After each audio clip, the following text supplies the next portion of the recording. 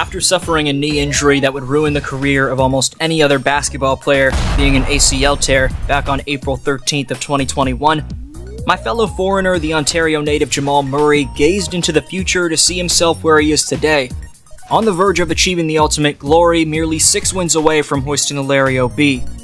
The Kitchener-born killer may face the gloomy task of playing 3 of potentially the next 4 games in Los Angeles in front of an unfamiliar Hollywood crowd, but the Blue Arrow, who learned everything he knows under coach John Calipari at Kentucky, where he earned that nickname, just may be up for the task. An attempt to prove your boy D-Flow dead wrong, who predicted a LeBron 0-2 comeback, Murray has so far in this Denver-LA series been a stone-cold assassin for his number 1 seeded Nugs. Whether it's running off the Nuggets' famous Spanoulis action, pairing with Nikola Jokic to form one of, if not the NBA's most lethal 1-2 punches, or generally just having become the only player over the last quarter of a century to post 4 20-point fourth quarters, Jamal has been certifiably a playoff killer. While he's about to face the most pressure-filled environment that he's maybe ever been in as this series shifts to LA, which says a lot considering how much pressure he's faced in the past, all signs may just point to this Canadian kid getting past the torch. Stay tuned to see why Murray's return to full form has been inspirational, how he's received nothing but disrespect as opposed to expectedly the opposite, and how he just massacred the Lakers for 23 points in the fourth. Right quick, just 13% of you watching are subscribed, so if more of you were, we'd hit 100k subs. Can't thank you enough for any bit of support. So while Nikola Jokic impressively just posted his 13th career triple-double, nothing was more instrumental on the Nuggets taking a commanding 2-0 series advantage in these Western Conference Finals than the Blue Arrow turning up his game when it mattered the ultimate most. Resembling a new age hybrid of Stephen Curry and Kobe Bryant, whether it was pulling up for seemingly impossible contested double-clutch jumpers in the lane, like the Black Mamba, or running off zooms actions leading to on-ball screens before getting an inch of space and letting fly of deep-range bombs like the Chef, everything was clicking for the Canadian. After getting Davis switched onto him, knowing AD's gassed in the fourth quarter with the altitude advantage, first he goes between the legs cross left, drifting back Hezi dribble with his left, fakes the take with a drive entry Hezi and moving jab step before transitioning into a space-creating step back with AD late to close out. He bounced it, he bounced it, he bounced again, he bounced real quick. Feel free to jump in.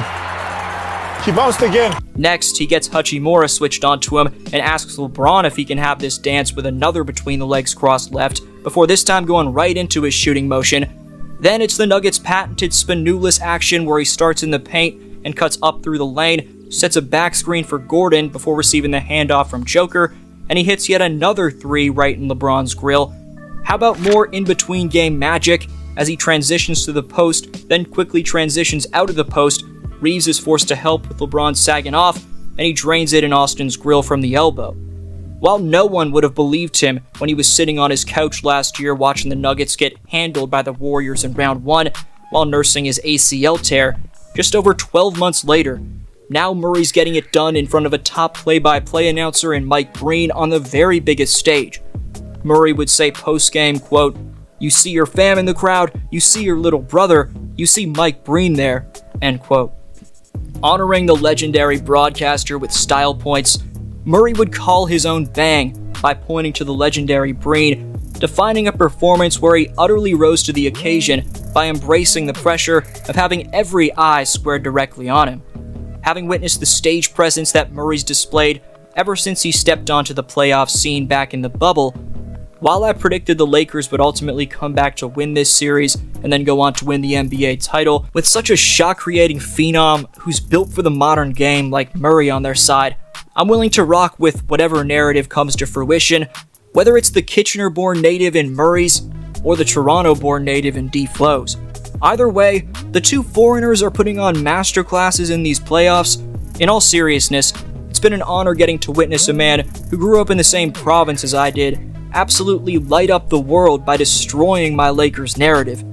Improvising as he should be, and having no choice but to go off script, just like Jimmy Butler has for Miami, Jamal's displaying that his killer instinct is built for dramatic pressure-filled stages like the NBA playoffs.